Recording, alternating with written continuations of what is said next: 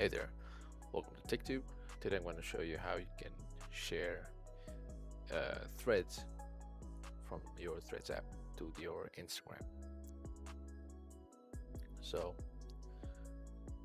just open your preferred web browser and go on and log into your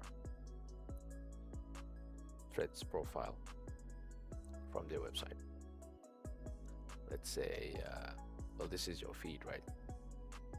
Let's say I want to share this thread because I get it cute. All right. Let's say I want to share this on my Instagram.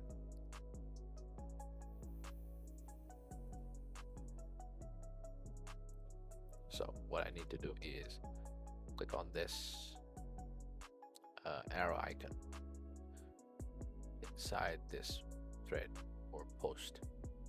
Click on it.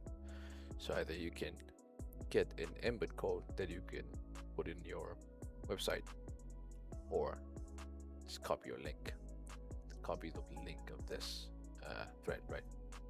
So on your Instagram, what you need to do is you can now actually share. Let's say I want to post something, and well, I can share it through there too. So that's how you share it on your Instagram. If this content helped you, make sure to like, share, subscribe to the channel. Thank you.